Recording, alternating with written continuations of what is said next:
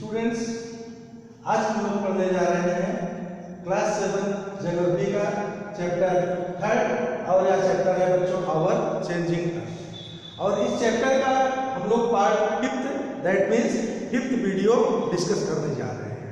और फिर 5th video में बच्चों हम लोग क्या क्या देखेंगे। इस 5th वीडियो में देखने के पहले आप ये सोचिए आप क्या क्या डिस्कस कर चुके हैं। आवर चेंजिंग अर्थ, जैसे कि आपका चैप्टर है our changing earth, that means किस तरह से अर्थ में कहाँ कहाँ परिवर्तन होता है, रिवर के कारण, वेदरिंग रॉक्स के कारण, soil formation, that means different types of changing, कैसे और क्या क्या आप लोग ने पढ़ा, किस तरह से आप लोग ने टेक्टोनिक प्लेट के बारे में पढ़ा और इंडो ऑस्ट्रेलियन प्लेट्स के बारे में हम लोगों ने डिस्कस किया।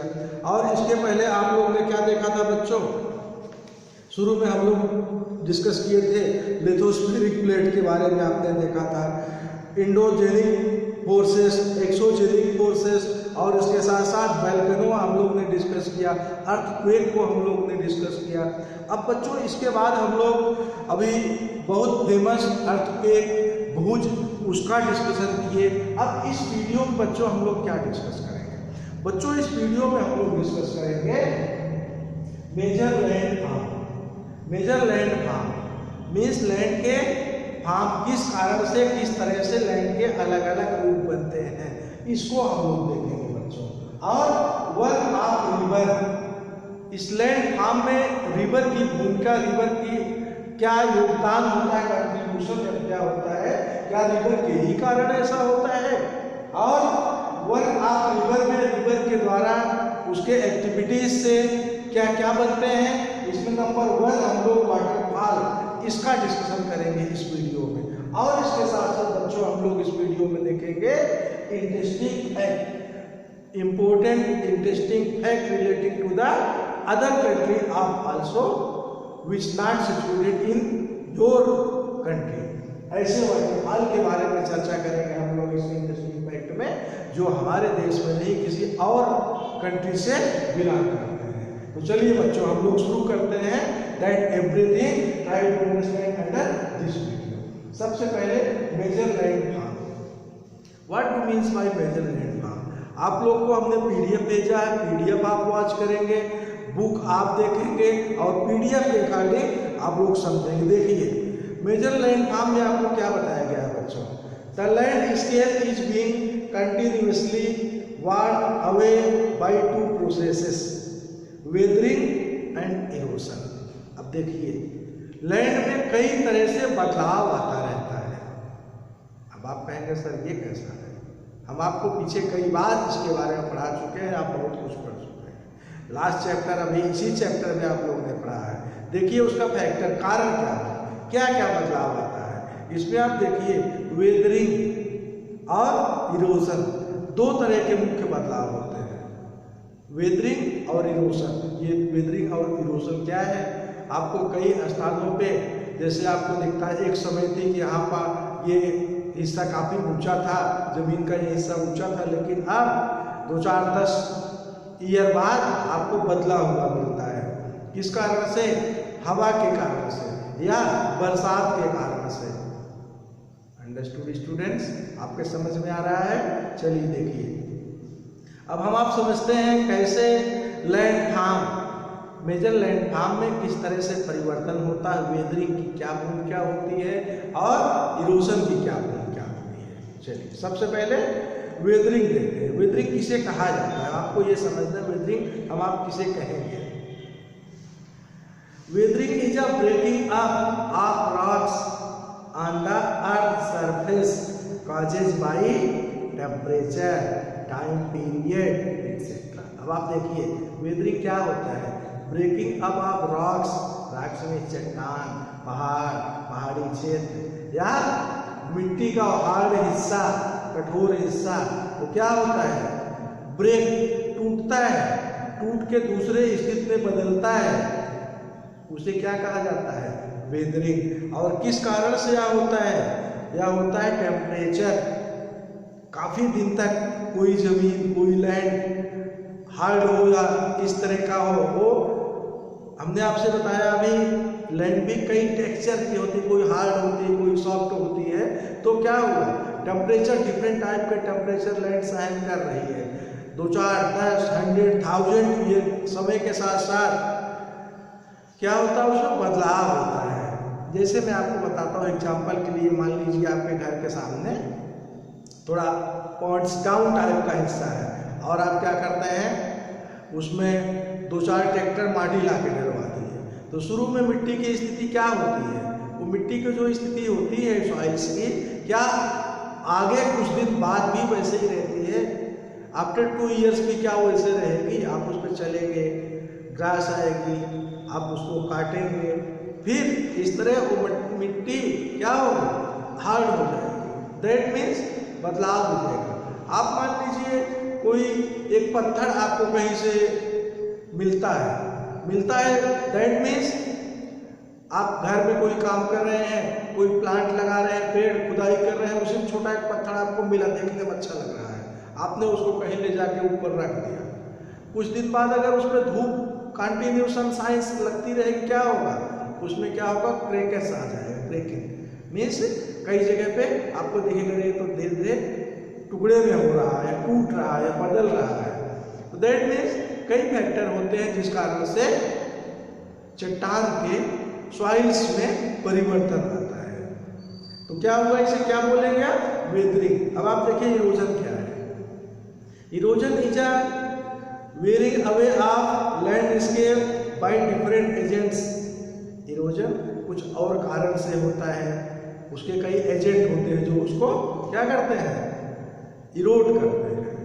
अब कैसे इरोड करते हैं, कौन एजेंट, LIC वाले एजेंट नहीं, ये एजेंट होते हैं जो लैंड्स को इरोड करते हैं। कैसे करते हैं, कौन होते हैं, वह क्या, कौन, water, wind and ice. Water, किसी प्लेस पे अगर कंटिन्यू वाटर का फ्लो कंटिन्यू टच होता रहे, क्या प्लेस ऐसे रहेगा, मिट्टी वैसे रहेगी, या कट के आगे जाएगी, अगल बगल जाएगी। किसी स्थान पे एयर कंटिन्यू तेजी से बढ़ेगी तो मिट्टी में बदलाव आएगा। This is the matter of it. और the eroded material is carried away or transported by water, wind etcetera. और क्या होता है, जैसे मान लीजिए एक स्थान पे कोई प्लेस है, वह ऊंचा है या डाउन है, क्या आपको ऊंचा या डाउन, चलिए ऊंचा मानते हैं। मान लीजिए प्लेस ऐसे और यहाँ से क्या हो रहा है, हवा का दबाव हो रहा है, तो ये यहाँ से कट के धीरे धीरे से पार्टिकल ऐसे आ जाएंगे, या रेन बरसात से भी एक बार से कट के ऐसे डाउन साइड आ जाएंगे, और आगे चल के ये ऐसे यहाँ इकट्ठा हो गया। या दिस इज द माउंटेन, मान लीजिए पहाड़ी क्षेत्र है, पहाड़ पे क्या हुआ, रिवर्स रिवर्स फ्लो कर रही है, तो ऊपर से जो पार्टिकल्स हैं उसको रिवर्स पहाड़ के नीचे ऐसे लाई, यहाँ कुछ स्थान में रुक के फिर रिवर आगे बढ़ गई, हुआ परिवर्तन। This is the matter of it. अब आप देखिए आगे, तो इस कारण से क्या होता है बच्चों, इस कारण से इरोशन होता है, लैंड का कटाव होता है, मिट्टी का कटाव होता है। एक मिट्टी एक स्थान से हट के कहीं दूसरे स्थान पर डिपॉजिट हो गई, वह लैंड इरोशन हुआ। वेदरिंग आपने देखा, चट्टान में हार्ड रॉक्स को किस तरह से टेम्परेचर या फिर टाइम पीरियड के कारण इस तरह से चेंजिंग, और इरोजन आपने देखा किस तरह से वाटर, विंड, ये कॉजेज होते हैं जिस कारण से लैंड इरोजन एक स्थान से हट के दूसरे स्थान पर लैंड चली जाती है, वहाँ ऊंचा हो गया। अगर पहले से मान लीजिए डाउन है कोई प्लेस, यहाँ से जाके ये इरोडेड प्लेस रुक गया, ये पैरेलल बराबर हो गया। अब आप देखिए, अब आप देख रहे हैं, this process of erosion and deposition create different land forms on the surface of earth. यह प्रक्रिया क्या, जो जिसमें वेदरिंग होता है, इरोजन होता है, जिसमें एक स्थान से दूसरे स्थान पर सॉइल डिपोजिशन होता है, उससे क्या होता है, कई तरह के लैंड फॉर्म तैयार होते हैं, लैंड का अलग अलग आकार तैयार होता है। कहाँ, सरफेस ऑफ द अर्थ पे। अब इसमें रिस्पांसिबल कौन होता है? अभी हमने आपसे चर्चा की है reverse.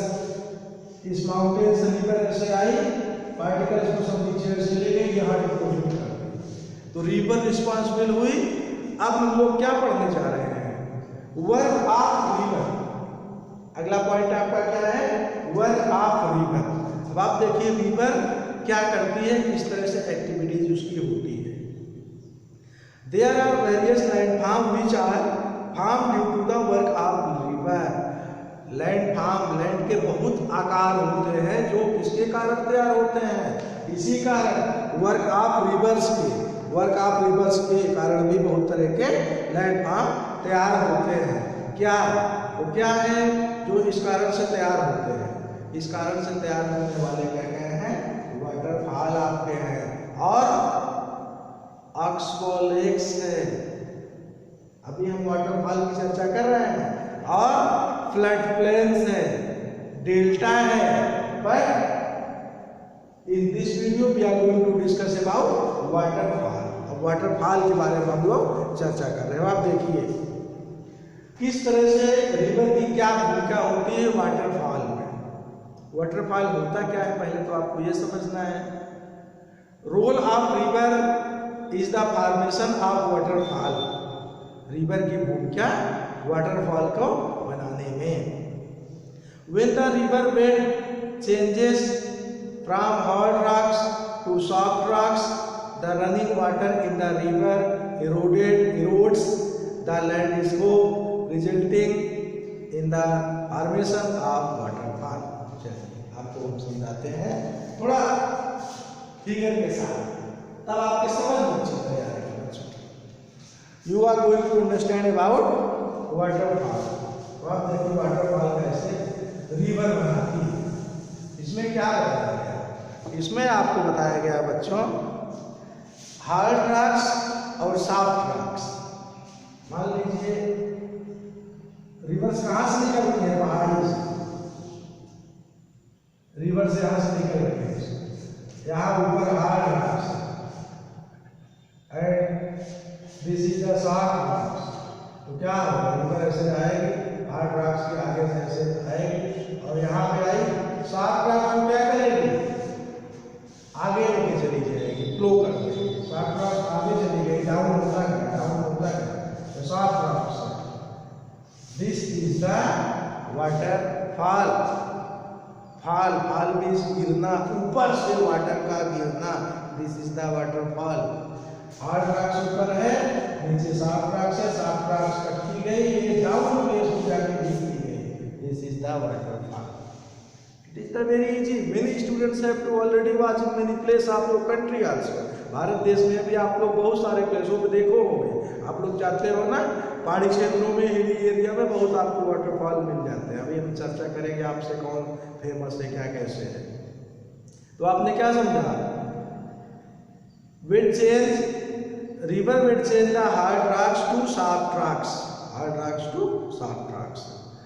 The running water in the river eroded the landscape resulting in the formation of waterfall। Running water जब ऊपर से नीचे गिरता हुआ आपको दिखता है, इसी को वाटरफॉल बोला जाता है। या भी एक ऐसा प्रोसेस होता है जो रिवर से रिलेटेड है। रिवर से ऊपर से नीचे आती है, पहाड़ी क्षेत्र से निकल के नीचे साइड में आ रही है, ऐसे तिरछा मान लीजिए ऐसे आ रही है, ऐसे तिरछा आ रही है टिल्टेड, और डाउन प्लेस डायरेक्ट आपको नहीं दिख रहा, लेकिन नीचे की सॉइल्स क्या है? साफ है। जब साफ रहे तो क्या होगा? धीरे धीरे वो इरोडेड, कटती जाएगी और आगे बढ़ती जाएगी और यहाँ क्या बन जाएगा? वाटरफॉल बन जाएगा। चलिए अब आगे देखिए। अब हम लोग क्या देखते हैं? आपने क्या समझा बच्चों? वाटरफॉल रिवर्स के किस एक्टिविटीज से वाटरफॉल होता है। अब आप महत्वपूर्ण बात देखने जा रहे हैं, इंटरेस्टिंग फैक्ट। इंटरेस्टिंग फैक्ट जो है कुछ महत्वपूर्ण जीके आप यहाँ समझने जा रहे हैं। वाटरफॉल कहाँ है, क्या है? चलिए देखते हैं। There are thousands of small waterfall in the world. विश्व में थाउजेंड्स ऑफ वाटरफॉल है, छोटे बड़े कई तरह के। The highest waterfall is angel falls in Venezuela in south America. याद रखना। एंजिल्स फॉल्स कहाँ पे है? वेनेजुला कंट्री में। वेनेजुला कंट्री कहाँ है? साउथ अमेरिका में। What is south America? South America is the continent. और साउथ अमेरिका कॉन्टिनेंट में मान लीजिए साउथ अमेरिका कॉन्टिनेंट में क्या है? कौन कंट्री? वेनेजुला ऊपर साइड में से वेनेजुला कंट्री है। और इसी में क्या है? एंजल्स वाटरफॉल है। क्या कैसा वाटरफॉल है? हाईएस्ट मीन्स ऊंचा, सबसे ऊंचा वाटरफॉल वेनेजुला वाटरफॉल है। वेनेजुला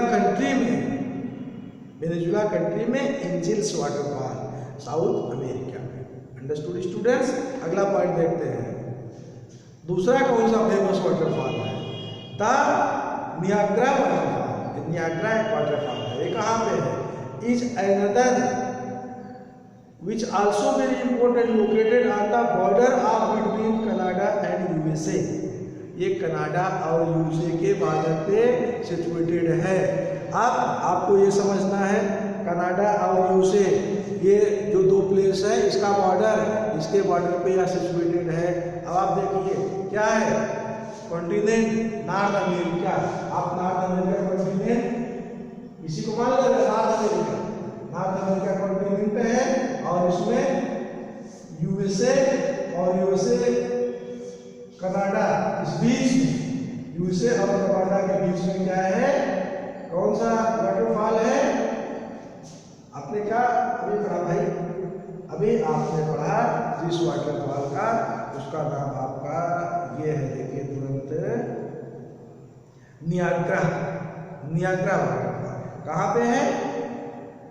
कनाडा एंड यूएसए के बॉर्डर में।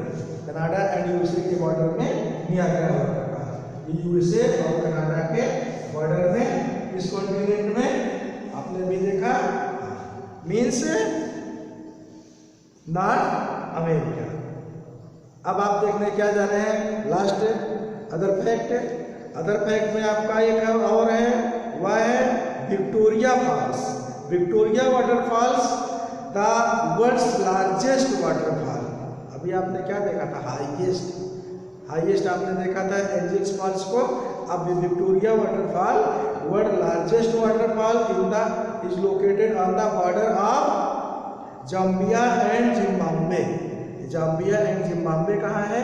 ये उसी कॉन्टिनेंट में है, साउथ अमेरिका में जाम्बिया और जिम्बाब्वे है, उसी के बीच में बॉर्डर पे क्या है? Victoria waterfall. एक ऐसा वाटरफॉल है लार्जेस्ट मतलब बड़ा, दूर तक फैला हुआ सबसे बड़ा वाटरफॉल है। इसका मतलब ये देख हाईएस्ट आपने क्या देखा? हाईएस्ट वाटरफॉल आपने अभी देखा एंजल्स वाटरफॉल विच है situated in the Venezuela in south America. तो आप लोगों ने बच्चों इस वीडियो में इन पॉइंट्स पे चर्चा किया। आपने इस पॉइंट पे रिवर्स की एक्टिविटीज आपने देखा और आपने देखा लैंडफॉर्म में किस तरह से आपने देखा वेदरिंग और इरोजन आपने देखा। रिवर के एक्टिविटीज से वाटरफॉल किस तरह बनता है इसको आपने देखा और इंटरेस्टिंग फैक्ट आपने देखा। अब बच्चों इसके बाद आगे हम लोग क्या डिस्कस करेंगे? आगे हम लोग डिस्कस करेंगे ऑक्सबर्ग। ये क्या है? अगले वीडियो में बच्चों हम लोग डिस्कस करेंगे किस तरह से रिवर्स और अपने एक्टिविटीज से कोई दूसरा मॉडल बनाती है, अर्थ पे दूसरा आकार बनाती है, उसको हम लोग डिस्कस करेंगे। सो बच्चों बाय बच्चों एंड थैंक्स स्टूडेंट्स। अगले वीडियो में बच्चों हम लोग आगे देखेंगे।